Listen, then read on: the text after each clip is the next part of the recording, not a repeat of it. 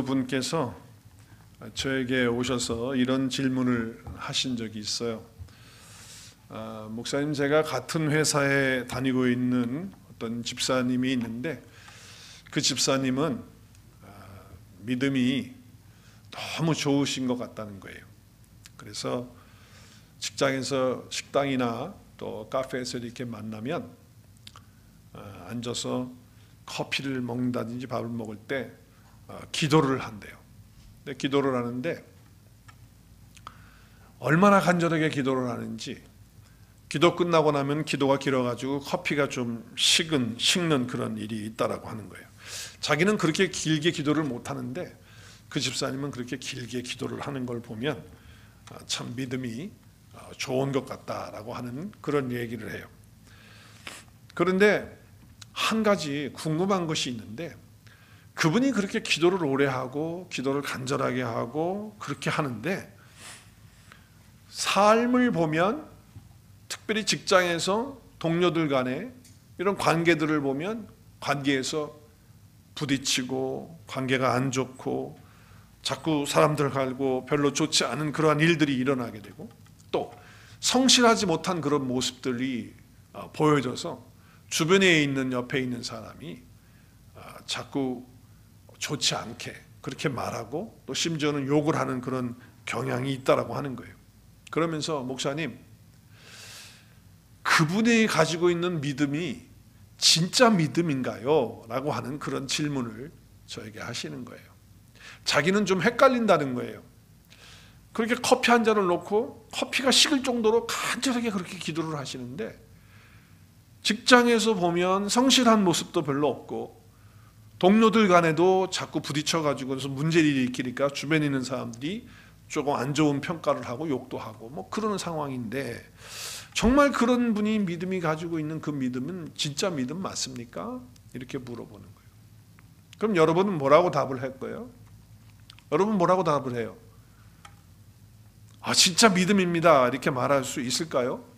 물론 하나님이 그 믿음을 평가하실 거예요. 우리는 그 믿음을 다 알지 못해요. 그러나 중요한 것은 예수님 믿고 예수님과 함께 사는 그런 삶을 사시는 분은 삶의 현장에서 새로운 아름다운 관계를 맺을 뿐만 아니라 빛을 나타내는 그런 삶을 사는 것이 당연한 것이거든요. 그냥 교회만 나와가지고 신앙생활 한다, 그것은 삶의 현장에서 빛을 나타내지 못하고 그냥 예배만 드리는 그런 삶으로 산다고 한다면 그것은 바른 올바른 그런 믿음은 아닐 것이다, 이렇게 여겨집니다. 여러분, 우리가 신앙생활이 이루어지는 것은 1차적으로 교회가 아닙니다. 교회에서 신앙생활이 이루어지는 게 아니에요.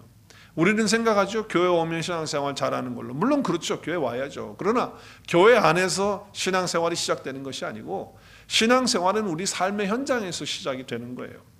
그래서 우리의 삶의 1차적인 신앙생활은 어디에서 이루어지느냐? 교회가 아니라 내 가정이고 직장이고 내 사업처예요. 그리고 교회와 연결이 되어지는 것이죠. 그렇기 때문에 우리의 삶의 현장에서 아름다운 그런 빛의 모습들이 나오지 않는다고 한다면 그거는 아름다운 신앙생활이 될 수가 없다라고 하는 것이죠. 얼마 전에 저희 집에 공사할 일이 있어서 공사하시는 분 회사를 통해서 저희 집 공사를 했습니다. 근데 그 공사하시는 사장님이 예수님 믿으시는 분이에요. 그리고 주로 공사하시는 분들은 남미 계통 사람들을 데리고 이렇게 일을 같이 하시잖아요. 그래서 남미 되시는 분들 오셔서 같이 일을 했어요.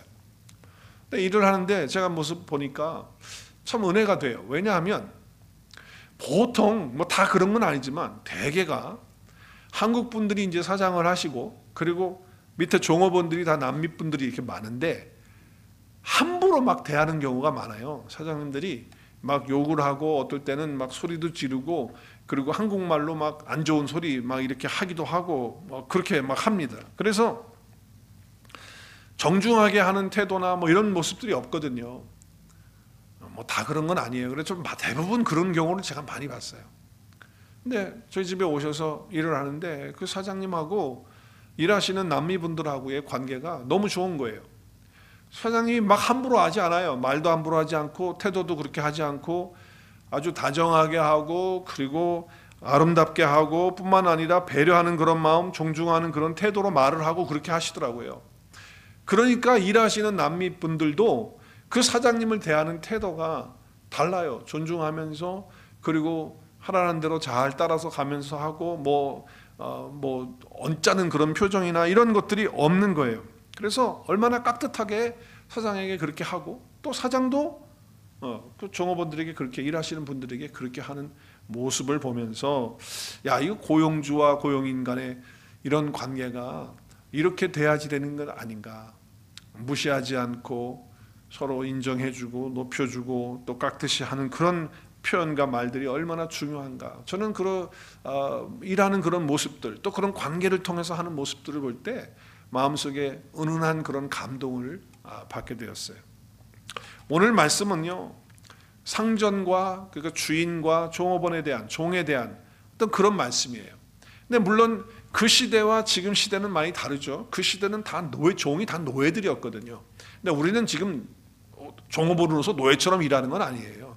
인건비를 받고 그렇게 하면서 일을 하는 것이죠. 그래서 우리는 지금 오늘 말씀을 통해서 주인과 종의 관계, 그리고 고용인과 또 종업원의 그런 관계 속에서 우리가 어떻게 관계를 맺고 살아야 하느냐라고 하는 것으로 적용을 해야 될 것입니다. 그 당시에 이 에베소서를 쓸 당시에는요, 이 로마 제국에서 많은 나라들을 식민화했고, 그리고 정복을 해서 자기 나라 아래에 두고 다스리는 그런 제도를 가졌어요. 그래서 그 당시에 노예가 자그마치 로마에만 6천만 명이 넘는 그런 인구였다라고 하는 것으로 통계가 나와 있어요. 정말 로마 시민의 어떻게 보면 절반 정도가 다 노예였다라고 하는 것이죠. 여러분, 노예는요, 어쩌다가 그냥 이렇게 되어지는 노예가 있어요. 왜냐하면 나라를 빼앗기고 식민지가 되면 노예가 되는 거죠. 전쟁에서 나가서 패하면 다 노예가 되는 거잖아요. 그래서 그냥 그들이 하라고 하는 대로 따라가야 되는 거예요. 이스라엘 백성들이 애굽에서 노예 생활한 것처럼 우리 일본이 대한민국을 정복해가지고서는 결국 식민자해가지고 우리를 노예처럼 그렇게 했던 것처럼 그런 거예요. 그런데 그 당시의 노예들은요, 다들 뭐 돈이 없고 지식이 없고 이런 사람들만 노예가 된 게 아닙니다. 그 나라 통째로 다 사람들이 노예가 되기 때문에 거기에는 지식인들도 있고 돈이 많은 사람들도 있고 그리고 훌륭한 사람들도 다 포함이 되어 있는 거예요. 그런데 노예가 되니까 각 부서에서 하라고 하는 대로 다 순종해서 나가야 되는 것이죠. 그런데 노예와 종과의 관계는 어마어마한 그런 격차의 관계가 있었어요. 그런데 사도 바울이 전하는 복음을 듣고 주인들도 예수님을 믿고 종들이 노예들도 예수님을 믿게 된 거예요. 그래서 한자리에 모여서 함께 예배를 드리고 말씀을 배워요. 그러니까 말씀을 듣고 배우는데 우리는 다 그리스도 예수 안에서 동등하다. 남자나 여자나 또 각 민족이나 뭐 어떤 민족이나 돈이 있는 사람이나 없는 사람이나 지식이 있는 사람이나 없는 사람 다 하나님을 볼 때 우리는 다 동일한 하나님의 사람들이고 형제이고 자매이다. 이렇게 말씀을 선포하고 가르치는 거예요.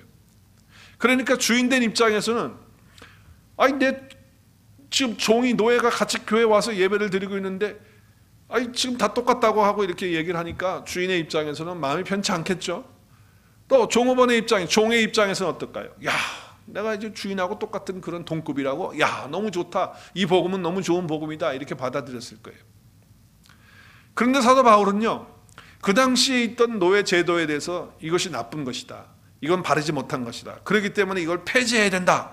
이렇게 말하지 않고 지금 이 시대에 이런 제도가 있는 것을 인정을 하고 받아들이고 그 안에서 그리스도인으로서 어떻게 해야 할 것에 대한 말씀을 하는 거예요. 왜냐하면 종이라는 사람이 복음을 듣고서는 야, 똑같다고 하니까 난 주인하고 똑같네. 그래서 주인이 하는 말에 대해서 안 듣고 난 내 마음대로 할 거야. 다 그리스도 안에서 다 똑같은 사람인데 당신이 뭐 나한테 명령하고 하라 말아 해. 난 내가 하고 싶은 대로 할 거야. 이런 사람들이 있을 수 있잖아요. 실제로 있었을 거예요.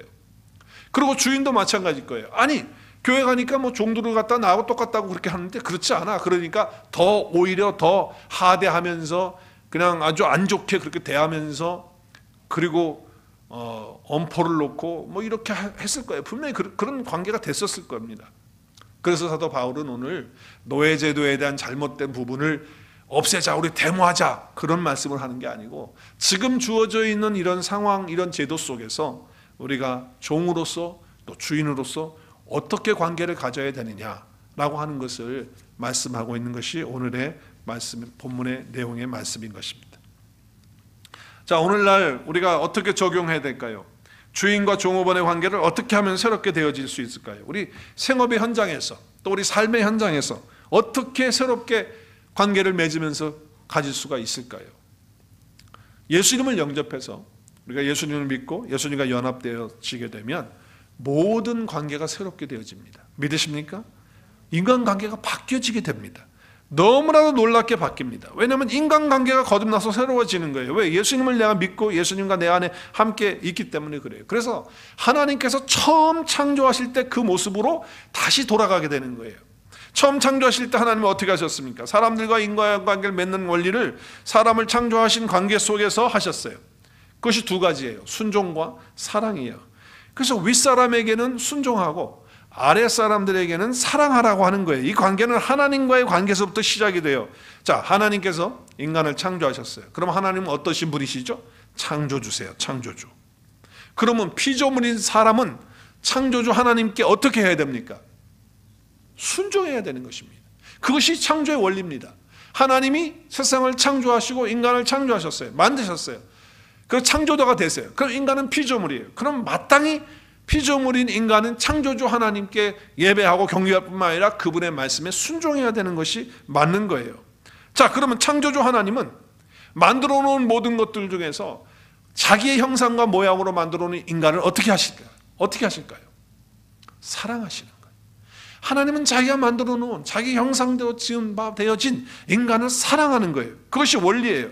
이 원리가 복받는 구조예요. 이게 잘 사는 구조란 말이에요. 그래서 하나님이 아담과 하와를 만드시고 하나님과 아담과의 그런 관계, 동일한 관계 속에서 어떻게 하십니까? 하나님은 아담과 하와를 사랑하시고 그리고 아담과 하와는 하나님께 순종하는 그런 관계로 그렇게 만들어 놨던 거예요. 그런데 그래서 여러분, 아내는 남편에게 순종하고 그 원리를 따라서, 그리고 남편은 아내를 사랑하고, 그렇죠? 그래서 아내가 아이를 낳으면 그 자녀들은 어떻게 합니까? 부모에게 순종하고, 또 그 부모는 자녀들을 어떻게 노엽게 하지 말고 어떻게 하는 거예요? 사랑하는 거예요. 이것이 창조의 원리라고 하는 거예요. 그런데 문제가 생겼어요. 여기에 문제가 생겼어요. 죄가 들어오면서 불순종이 되면서, 그러면서 여기에 문제가 생기면서 깨졌어요. 그래서 그때부터 인간 사회에 순종과 사랑의 관계가 미움과 불순종의 관계로 만들어지면서 서로 이용하는 관계, 서로를 시기하고 질투하는 관계, 그렇게 타락하게 되는 거예요. 죄가 들어옴으로 말미암아 그렇게 됐어요. 그래서 그것을 해결하시기 위해서 예수님이 사람의 모양으로 사람이 되셔서 이 땅에 오신 거예요. 그래서 죄와 저주를 다 담당하시고 대신 죽으시고 피 흘려주시고 그것을 다 예수님이 가져가시고, 그 죄와 저주는 다 예수님이 가져가서 해결하시고, 예수님이 가지고 계시는 그 생명과 그 의와 그 능력과 그 놀라운 모든 주님이 갖고 계신 그 복을 우리에게 주신 거예요. 그래서 예수님의 영이신 성령님이 우리 안에 오시게 되므로 그 모든 관계를 다 회복하기 때문에, 예수님이 우리 안에 오셔서, 내가 예수님 믿고 영접해서 예수님이 우리 안에 오셔서 성령으로 우리가 살기 시작하게 되면 모든 관계는 당연히 아름답게 새롭게 변화되는 줄로 믿으시기를 바랍니다. 그렇게 되어지는 거예요. 그래서 윗사람에게는 어떻게 한다고요? 순종하고, 아랫사람들은 어떻게 해요? 사랑하고. 그래서 순종과 사랑이에요. 부부관계부터 시작해서 남편과 아내의 관계 그렇게 되는 거고요. 부모와 자식 간의 그런 관계가 되는 거예요. 그리고 오늘에 와서는 종과 주인의 관계도 그렇게 될 수밖에 없다라고 하는 말씀을 하고 있는 거예요. 그래서 사랑과 순종의 강구로 풀고 나가야 된다. 오늘 본문의 말씀이 우리에게 주고 있는 거예요. 종들은 주인에게 순종하고, 또 상전들은 종들에게 어떻게 해요? 공갈하지 말고, 협박하지 말고, 위협하지 말고 사랑하라. 함부로 대하지 말고 사랑으로 대하라 라고 하는 말씀을 주고 계시는 거예요. 자, 그래서 삶의 현장에서 우리가 어떻게 하면 새롭게 빛을 나타낼 수 있는가? 창조의 중요한 원리라는 거예요. 그게 뭐예요? 윗사람에게 순종하고 아랫사람에게 어떻게? 사랑하는 관계. 예수님을 믿고 영접해서 예수님과 연합해서 살고 있는 자라고 한다면 사랑과 순종의 관계로 새롭게 되는 거예요. 새롭게 되는 거예요. 이것이 하나님이 우리에게 세우신 원리다. 그래서 오늘 5절 말씀에 보면 종들아 두려워하며 떨며 두려워하고 떨며 성실한 마음으로 육체의 상전에게 어떻게 하라고요? 순종하라. 육체의 상전에게 순종하라. 딱 그리고 상전들은 어떻게? 상전들아 또 그랬어요. 주인들아 이렇게 말하는 거예요. 그래서 뭐라고 그래요? 그들에게 이와 같이, 그들은 종이에요. 종들에게 이와 같이 위협을 그치라. 협박하고 위협하고 함부로 대하고 이렇게 하지 말라는 거예요. 우리가 이 말씀을 들으면서 오늘 왜 이 말씀을 들어야 되나? 이건 뭐 유치원 때부터 다 뭐 들어서 또 어른들이 가르쳐 줬고 이걸 다 아는데 뭐 이걸 꼭 이렇게 해야 되는가? 인간의 윤리와 도덕적으로 도리는 다 우리가 알죠. 이거 모르는 사람이 어디 있습니까? 근데 이게 잘 안 되거든요. 실제로 사는 데는 반대로 되는 거예요. 반대로 아랫사람들이 불순종하고 또 윗사람들은 함부로 하고 그러니까 마음이 불안하고 이렇게 되어지는 그런 관계가 된다라고 하는 것이죠. 그래서 하나님이 모든 관계 속에 축복으로 넣어줬는데 그 축복을 누리지 못하도록 하는 것이죠. 그래서 이것은 왜 그러냐? 죄의 역사 때문에 그런 거예요. 마귀의 역사 때문에 그렇게 되는 거예요. 그렇다고 한다면 삶의 현장에서 사람들과 관계 새롭게 되기 위해서 하나님이 주시는 축복의 관계를 어떻게 살 수 있느냐? 오늘 두 가지를 생각해 보려고 해요. 어떻게 살 수 있느냐? 첫 번째는요, 가르쳐가면 되는 게 아니에요. 배워가지고만 되는 게 아니에요. 우리가 주님과 연합돼서 내가 예수 그리스도를 믿고 성령으로 거듭나서 주님과 연합돼서 주님을 바라보고 주님을 의지하고 주님을 의식하고 살아가야 한다는 거예요. 여러분, 성령으로 거듭난다는 게 뭐예요? 예수님을 믿어서 우리의 모든 죄가 이미 다 사함 받았다. 그리고 나는 이제 의인이 되었다. 그래서 예수님이 내 마음속에 오셨다. 그래서 주님이 나와 함께 연합되어서 내가 주와 합해서 한 영이 되었다 라고 하는 것이 내 안에서 일어날 때 거듭나는 거거든요. 이것이 내 안에서 믿어지고 이 사건이 나의 것이 될 때 거듭나는 사건이 일어나는 거예요. 그래서 우리는 성령으로 거듭나서 주님이 내 안에 계시면서 그분이 나를 인도하고 또 나의 삶을 주장할 때 또 내가 주님을 의식하고 살아갈 때 그와 같은 삶을 살게 된다라고 하는 것이죠. 자, 오늘 5절 말씀 보세요. 오늘 5절 말씀에 보면 얼뜻 보면 육체의 상전에게 순종하라라고 하는 걸로 들려져요. 그런데 순종하기를 뒤에 밑줄 쳤죠. 뭐라고 그래요? 그리스도께 하듯 하라. 이게 그리스도께 하듯 하라는 거예요. 그러니까 내가 예수 그리스도를 믿고 성령으로 거듭나서 내 안에 예수 그리스도께서 계신다고 한다면 그리스도께 하는 것처럼, 그리스도가 내 안에 계신 것처럼, 그리고 내가 그리스도가 안에 계신 것을 인식하고 알고 그리고 그분을 바라보면서 어떻게 하라는 거예요? 상전에게 순종하라. 주인에게 순종하는 거예요. 그러니까 실제적으로는 상전, 육체의 상전에게 순종하는 것이지만, 그렇지만 그 근본은 뭐냐? 바로 그리스도께 내가 순종하는 것이다 라고 하는 거예요. 그러니까 그리스도를 생각하고 내 안에 계신 그리스도를 의식하고 그리고 내 안에 계신 그 그리스도를 바라보면서 나의 주인에게, 나의 윗사람에게 순종하라고 그렇게 말씀하는 것이죠. 자, 7절도 보세요. 7절도 보면 기쁜 마음으로 섬기기를 누구에게 하듯 하라? 죽게 하듯 하라는 거예요. 죽게 하듯. 그러니까 내가 마음으로 하는데 죽게 하듯이, 사람들에게 하듯이 하지 말고 그냥 육체의 상전에게만 하는 것이 아니라 그 이전에 내가 주님에게 하듯이 내 안에 계신 주님을 바라보고 하라고 하는 그런 말씀을 하고 있는 것이죠. 여러분은 예수님이 마음에 오셨습니까? 여러분 마음속에 예수님 계십니까? 네, 그러면 이제 전에는 사람들 앞에 눈가림하는 것처럼 앞에서만 잘하고 뒤에 가서는 안 하고 그렇게 했다 할지라도 이제는 예수님이 내 안에 계신다면 예수님에게 하듯 예수님을 먼저 의식하고 예수님을 먼저 바라보고 하게 되면 우리의 삶이 달라지는 거예요. 예수님을 믿고 영접해서 그리스도인이 되어지면 우리 마음이 달라져요. 그래서 행동과 우리의 삶이 바꿔지는 거거든요. 다시 한번 5절부터 7절까지를 보시면요, 여기에 마음이라고 하는 단어가 몇 번 나오나요? 마음이라는 마음이 성실한 마음으로 5절에 한 번 나왔어요. 또 6절에 보니까 종들처럼 마음으로 하나님의 뜻을 행하라. 7절에 보니까 또 뭐예요?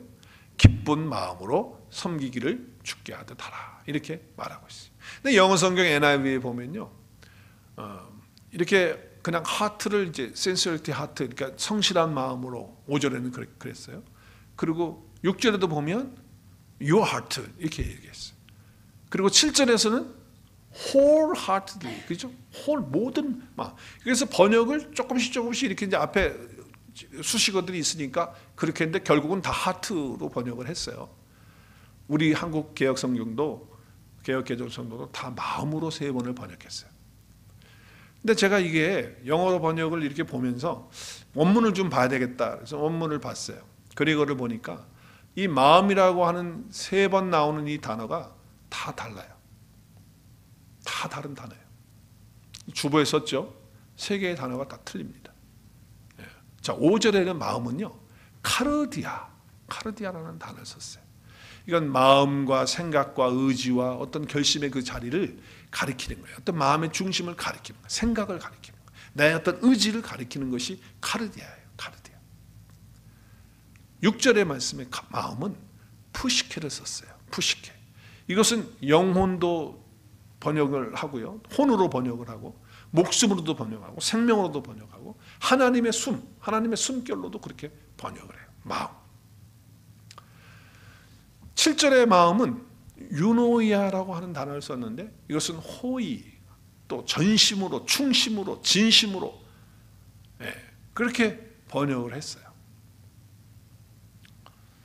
자, 그런 거 보면 이 마음을 다 이렇게 통틀어서 보면 우리가 주님에게 하듯이 한다라고 할 때, 또 내 안에 계신 주님을 바라보고 한다고 할 때 정말 목숨 걸고 생명을 걸고 하나님의 숨결을 느끼면서 내 마음과 의지를 다해서 그리고 전심을 다해서 진심으로 이렇게 하라고 하는 말씀을 하고 있는 거거든요.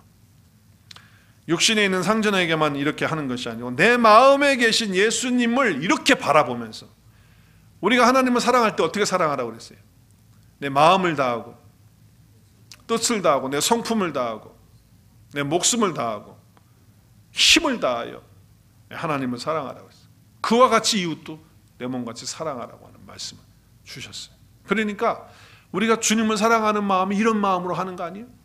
하나님이 나를 이렇게 사랑하셨던 것처럼 나도 주님을 향한 그 마음이 이런 마음처럼 사람들을 대할 때, 종을 대하든지 아니면 주인을 대하든지 누구를 대하든지 옆에 있는 사람을 대할 때 이런 마음으로 내가 그리스도가 내 안에 계셔서 내가 그리스도께 하는 것처럼 그분을 바라보고 그분을 의식하면서 그렇게 관계를 가져야 한다라고 하는 말씀을 하고 있는 것입니다.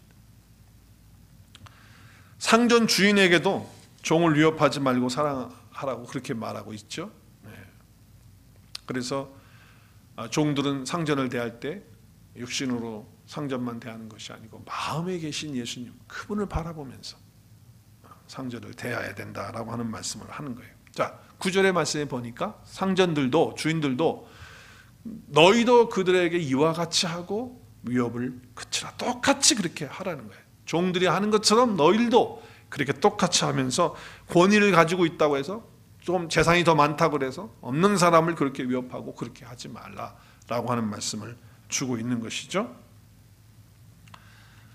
내 마음속에 항상 명심해야 될 건 뭐예요? 주님이 계신다.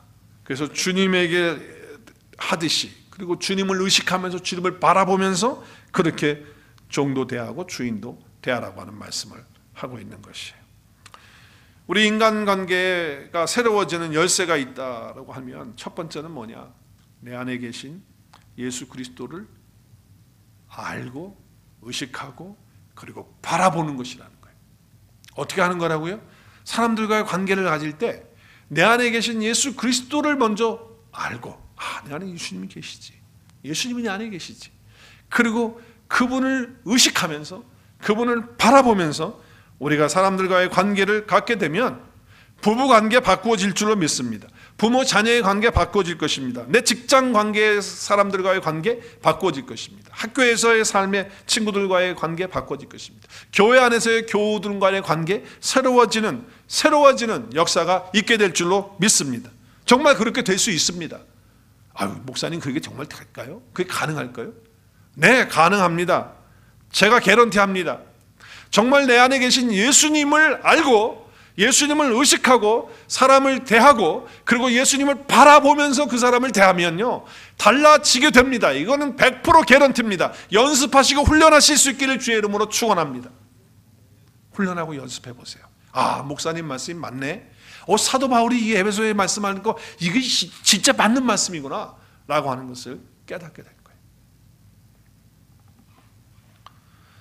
또 한 가지는요, 우리 삶의 현장에서 사람과의 관계가 새롭게 되어지고 하나님의 축복의 관계가 이루어지기 위해서는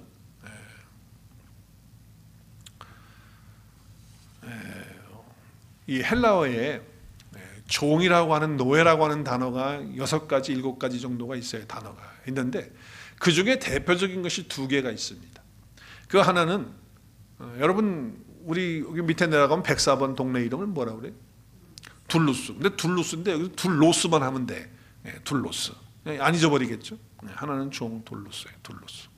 또 하나는 디아코노스예요. 디아코노스. 이 2 단어가 이제 크게 있는데 거의 똑같아요. 이건 노예, 종, 뭐 섬기는 자 이런 의미를 다 가지고 있어요. 근데 결정적인 차이가 하나 있어. 딱 하나. 그게 뭐냐면 이 둘로스라고 하는 것은 강제적으로 억압적으로 할 수 없이 종이 되는 거예요. 그게 둘로스예요. 그런데 여기 디아코노스는 스스로 자발적으로 종이 되는 그걸 말하는 거예요. 그러니까 이게 딱 한 가지가 달라요. 둘로스는 뭐라고요? 둘로스는 뭐예요? 억압적으로 강압적으로 할 수 없이 강제로 노예가 되고 종이 될 때 둘로스예요. 근데 디아코노스는 스스로 내가 종이 되겠다고 자발적으로 그렇게 해서 종이 되는 거예요. 그래서 여러분 성경에 보면 디아코노스를 어디다 갖다 쓰냐면 집사가 될 때 집사라고 하는 단어가 디아코노스예요. 여러분 집사는 뭡니까? 그 원어의 뜻은 웨이터입니다. 웨이터. 섬기는 사람이에요. 식탁을 돕고 이렇게 하는 게 거기서 어근이 나왔어요. 디아코노스. 그러니까 집사가 된 사람은 스스로 내가 섬기는 자가 되겠다라고 하는 것으로 집사가 되는 거예요. 그렇죠? 장로가 될 때 내가 섬기는 자가 되겠습니다. 내가 종이 되겠습니다. 라고 하는 마음으로 스스로 디아코노스가 되는 거예요. 권사가 될 때도 우리 공부하면서 그러지 않았습니까? 권사님들? 그렇죠. 섬기고 내가 종이 되고 낮아지는 그런 자가 되겠습니다라고 해서 권사가 되는 거예요. 디아코노스. 그래서 그렇게 쓰는 거거든요. 그렇기 때문에 자발적으로 사랑 때문에 그렇게 종이 되는 그런 은혜거든요. 근데 대표적인 분이 한 분 계세요. 누구세요? 예수님이세요. 예수님은요, 사실은요, 왕 중에 왕이시고 창조자시고 구원자시고 그리고 죄가 없으신 분이시고 하나님이세요. 근데 그분이 인간의 몸을 입고 이 땅에 오셨어요. 어떻게 오셨느냐? 종으로 오셨어요. 종으로.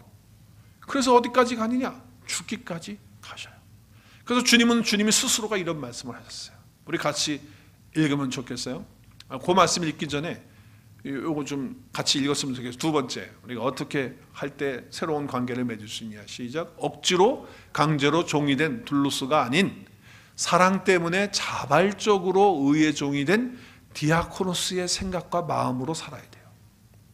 나는 스스로 종이 된 사람이다. 왜? 내가 예수 그리스도 안에 있는 사람이기 때문에 나는 스스로 섬기는 자가, 자발적으로 내가 섬기는 자가 되었다. 의의 종이 돼. 죄의 종이 아니야. 이제 의의 종이 되어서 그런 사람이 되었다라고 하는 생각으로 살아야 돼. 바뀌어야 돼, 우리의 생각이. 그분이 바로 예수님이시잖아요. 마가복음 10장 45절. 우리 같이 읽을까요? 시작. 인자가 온 것은 섬김을 받으려 함이 아니라 도리어 어떻게 해요? 섬기려 하고, 그 다음에 자기 목숨을 많은 사람의 대속물로 주려. 억지로 하셨습니까? 주님이 억지로? 마지못해서 강제로 하셨습니까? 아니에요. 스스로 종이 되시고 스스로 섬기는 자가 됐고 스스로 자기 목숨을 우리를 위해서 내어 주셨어요. 그분이 내 안에 계시는 거거든요. 그분이. 그러니까 오늘 말씀에서 이 종들 둘로서는 어쩌다가 종이 된 사람이에요. 나라를 뺏겨서 정복을 당해서 전쟁에서 패배해서 그래서 노예가 된다 억지로. 본인이 원해서 된 것이 아니라 강제로 된 거예요. 그러니까 뭐예요? 왜 내 신사가 왜 이렇게 된 거야? 이렇게 원망하지 않겠습니까? 불편하지 않겠습니까? 불평할 거예요. 그러면 주인과 절대로 아름다운 새로운 관계를 가질 수가 없어요. 그런 종은요 절대로 새로운 관계 못 맺습니다. 아름다운 관계를 가질 수가 없어요. 자기가 있는 자리와 상황을 못마땅하게 생각하고 늘 부정적이고 네게티브하고 그런 사람이 어떻게 아름다운 관계를 갖습니까? 내가 이런 일이나 해야 되나, 내가 여기 있을 사람이 아닌데 이러고 앉아 있으면 말이죠, 그건 사람들과 옆에 있는 사람들과 관계를 가질 수가 없어요. 반면에 어떤 자리든지 간에 비록 내가 원하는 자리는 아닌지 알지라도 긍정적으로 파지티브하게 밝게, 그리고 삶의 현장에서 하나님이 나에게 맡겨주신 그런 일들이니까 내 삶의 현장에서 긍정적인 태도를 갖게 된다 그 말이에요.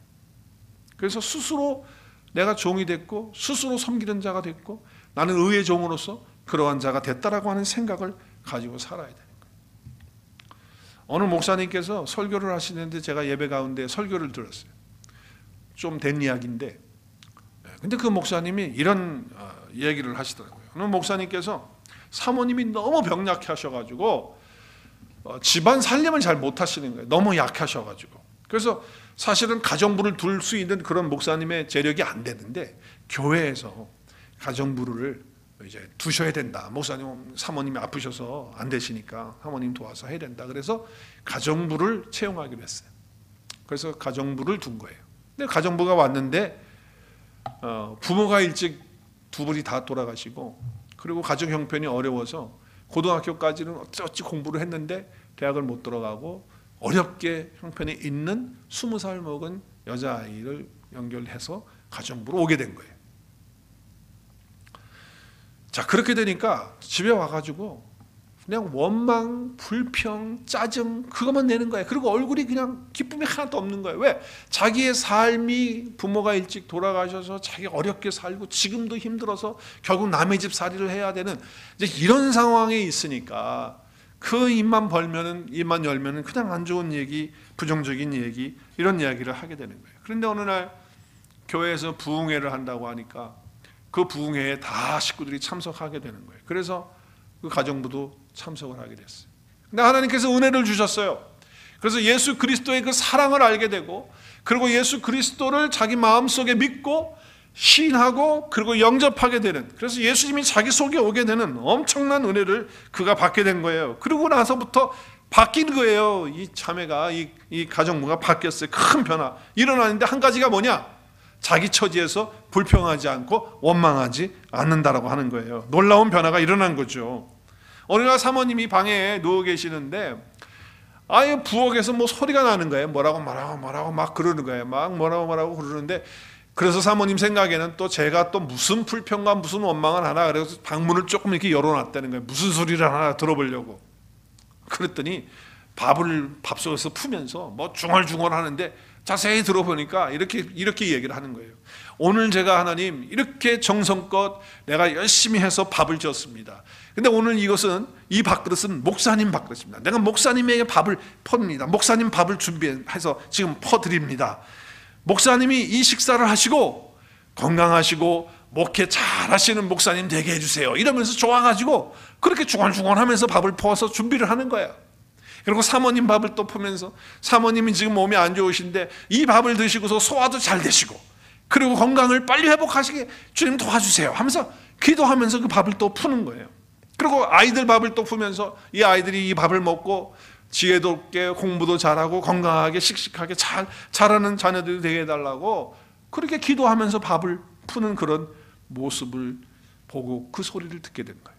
근데 이 가정부가 매일 아침 그렇게 하니까 목사님도 듣게 되고 알게 되었고 사모님도 이제 완전히 그렇게 된 것을 알게. 그래서 두 분이 감동을 받았어요. 이제 시간이 지나니까 목사님께서 너는 부모님을 일찍 여서 혼자인데 우리 집에 우리 딸로 내가 널 삼고 싶은데 그렇게 하겠니? 그래가지고 양녀로 받게 된 거예요. 양녀로. 그래서 양녀가 됐어요. 그래가지고 제 나이가 이제 뭐 20대 중반 이게 되니까 이제 시집 가야 될 거 아니에요. 그래서 딸을 이제 양녀를 집안 딸로 삼았으니까 시집을 보내려고 그러는데 이 중매가 들어왔는데 노총각인데 사업을 이제 막 시작해가지고 열심히 하고 있는 믿음 좋은 총각하고 연결이 됐어요. 그래서 둘이 결혼을 하게 된 거예요.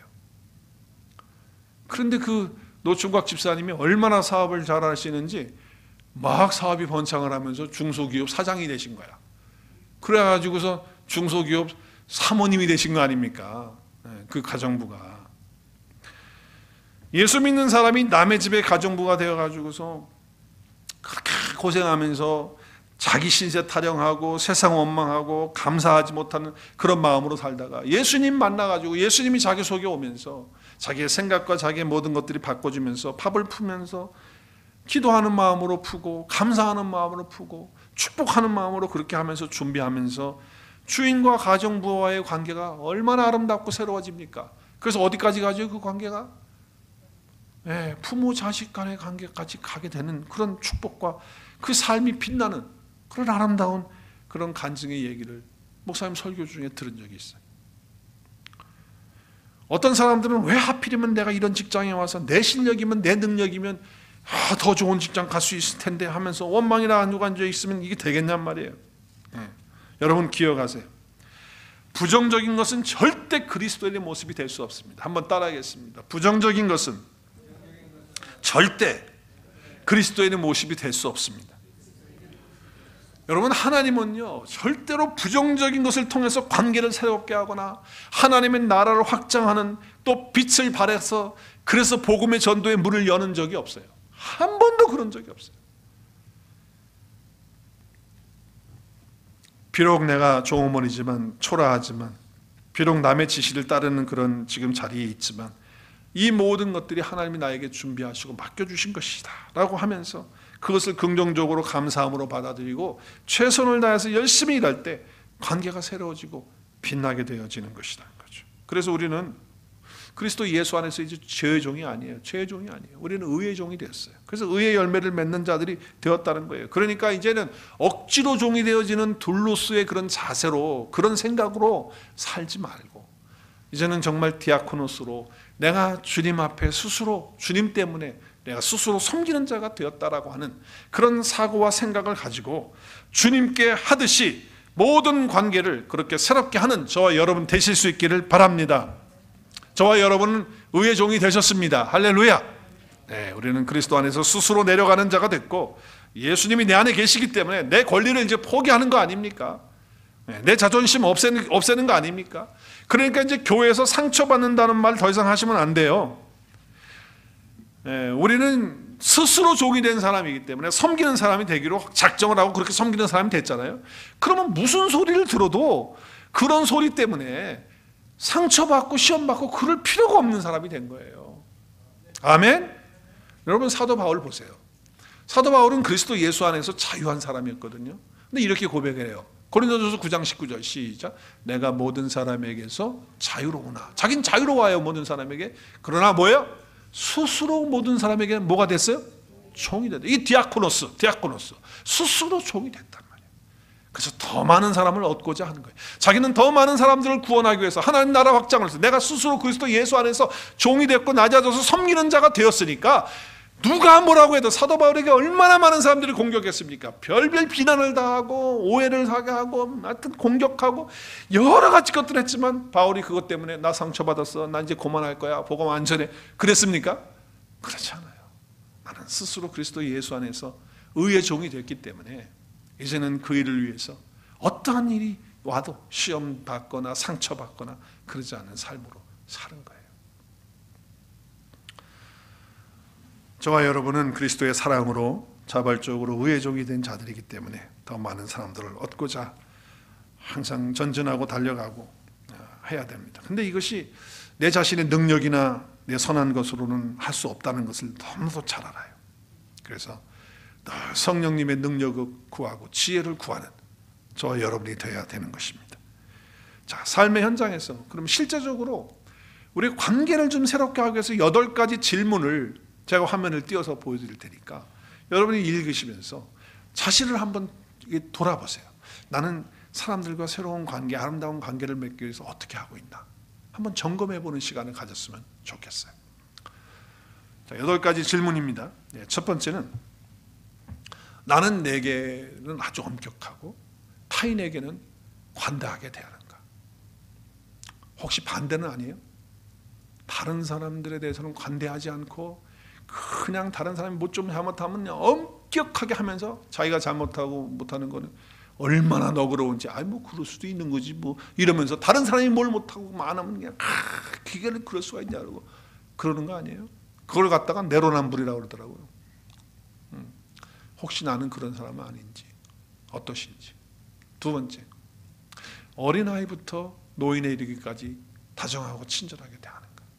어린아이라고 해서 무시하고 노인이라고 그래가지고서 야, 이 노인들에게 나한테 뭐 얻을 거 없는데 뭐 이러면서 그냥 무시하고 그러는 건 없어요? 사람 따라서 그렇습니까? 한번 생각해 보세요. 세 번째는 한국인부터 시작해서 모든 민족, 모든 인종 사람들을 차별 없이 대합니까? 우리는 우리보다 좀 못한 나라 사람들을 업신여기고 이게 막 대하고 그러는 거 없어요? 우리가 좀 생각해 봐야 돼요. 나 자신을 돌아봐요. 네 번째는 누구를 대하든지 정말 주께 대하듯이 내 안에 계신 주님에게 하듯이 주님을 생각하면서 그렇게 친절하게 겸손하게 존경하는 마음으로 하고 있는가. 다섯 번째는 빈부, 귀천, 명예, 권력, 외모, 직업 상관없이 우리는 이거 많이 따지거든요. 그래서 좀 권력이 있고 돈이 있고 이런 사람들한테는 어떻게 해요? 깍듯이 하고 그리고 좀 뭐 가난하고 돈 없고 뭐 또 좀 지위가 없는 사람들한테는 이렇게 하는 그런 건 없는지 우리 좀 한번 생각해 봐야 됩니다. 여섯 번째는 나의 취미하고 나의 성격하고 나의 인격하고 성향이 좀 다르고 코드가 안 맞는다고 그냥 무시해버리고 난 저 인간하고는 안 해. 또 학벌, 지연 뭐 이런 거 따지면서 나하고는 공감대가 없어 저 사람은. 그래서 열린 마음으로 다가가지 않는 거. 정말 여러분 다가가고 있어요? 아니면은 거리를 둡니까? 일곱 번째, 나와의 관계에서 손해를 주는 사람, 심지어는 원수같이 생각하는 사람들까지도 내가 정말 품는 그런 마음이 있는가? 여덟 번째는 장애자, 정신박약자, 노숙자, 타교인들, 사이코패스, 뭐 요즘에 별별 사람 다 있잖아요. 소시오패스, 동성연애자들 많이 있어요. 근데 우리가 그들을 볼 때 그들 안에 있는 하나님의 형상을 보고 그들을 정말 그리스도의 마음으로 그리스도께 하듯이 그 사랑으로 그렇게 대하고 있는가? 우리는 너무 편견을 가지고 있는 건 아닌가? 우리 자신을 좀 돌아보는 거예요. 근데 여러분 제가 8가지 이렇게 쭉 말씀을 드렸는데 내 힘과 노력으로 관계를 이렇게 새롭게 아름답게 할 수 있습니까? 한계가 있잖아요. 참 쉽지 않아요. 너무 잘 알아요.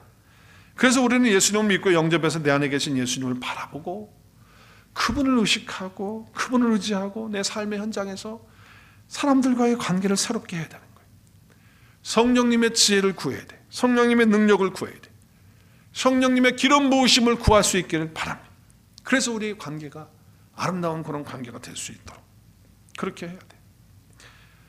그리고 또 한 가지는 제가 말씀드린 대로 둘루스의 그런 생각이 아니라 디아코노스의 생각으로 나는 스스로 그리스도 예수 안에서 의의 종이 되어진 그런 사도 바울과 같은 사람이다 라고 하는 생각을 가지고 부정적으로 살지 말고 자유함 속에서 긍정적으로 살기 때문에 시험 받는다든가 상처받는다든가 그런 거 없이 전심으로 기쁜 마음으로 감사함으로 내 모든 혼과 영과 마음을 다 내 의지를 다해서 죽게 하듯이 모든 사람들에게 그렇게 대하는 그런 삶이 이루어져서 저희들 가운데 아름다운 관계, 새로운 관계가 회복되어지는 그런 축복이 우리 가정과 우리 온누리 교회 가운데 있어지기를 주님의 이름으로 축복합니다.